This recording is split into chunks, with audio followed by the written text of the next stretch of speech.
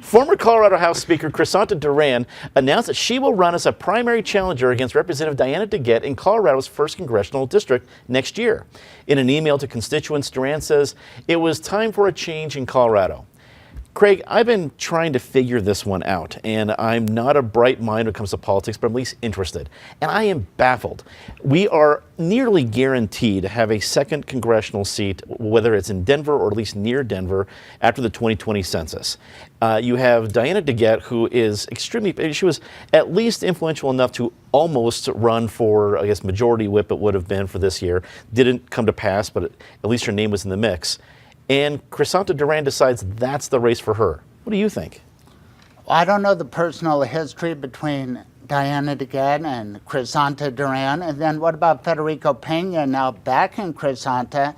So maybe there's bad blood. I'm interested to see what Wellington Webb does, Michael Hancock. We already brought up Pat Schroeder. I mean, I remember when she decided she wasn't going to run, and various people were mentioned. If you remember, Doug Friednash was the most prominent candidate. Then a story came out in the paper.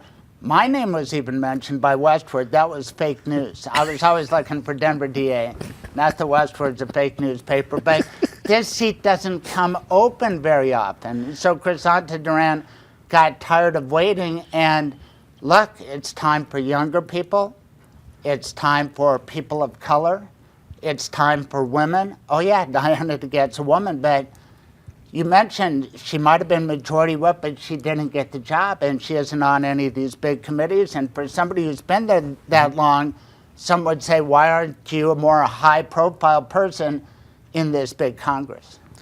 Nick, you cover politics in Colorado. What's been the general reaction that you have seen from this announcement? I mean, people are dumbfounded. I mean, just to put it, frankly. I will say, though, to Craig's point, what I think dumbfounds me the most is that actually Diana DeGette is going to be in the limelight a lot this year. She does have subpoena power on her oversight committee. She is taking on the EPA. She is taking on the Department of Health and Human Services over the migration, family separation policy. So, if this had happened 2 years ago when Diana DeGette did have a challenge, that would have made more sense to me, but she is going to be in the limelight. And I think what is really fascinating is all the names that are now going to be talked about a lot, including State Senator Carrie Donovan. She is up from the mountains. U.S. Representative Joe Neguse, someone close to him, told me he's getting a lot of phone calls. So while I do think that Hickenlooper and Duran leave a vacuum, I think we're going to see that vacuum filled very quickly. Susan, do you think, if Crisanta Duran decides she doesn't want to run for Senate and there's a potential new seat to run for in 2022, she's got to look at these next 3 years and say, either I can go off and I'm not going to say call tilted a windmill, but take on a formidable challenger in Diana DeGette and possibly likely lose, or not be in an elected limelight for a couple years. What is the better idea for somebody who might be looking at a better situation in 2022? Yeah, I mean, I can't begin to put myself in her head here. I do know about her that she's incredibly cautious, right?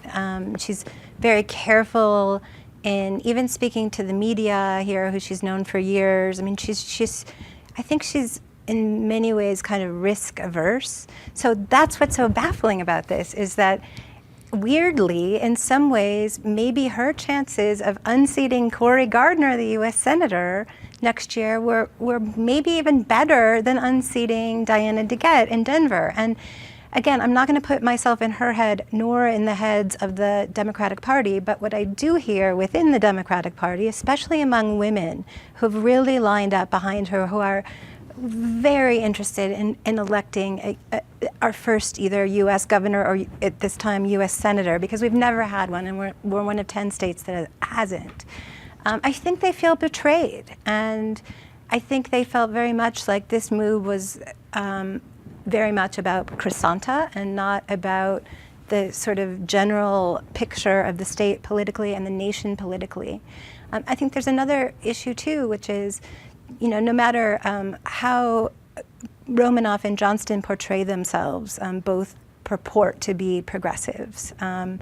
but have histories of being really not so much. And Crisanta does have a history, a much more progressive history in the state. And I think there would have been a lot of energy behind her for that reason. And so it does baffle me. I feel in a way like this could be real political suicide for her. Patty, this is your congressional district. Is there something about CD1 we need to know?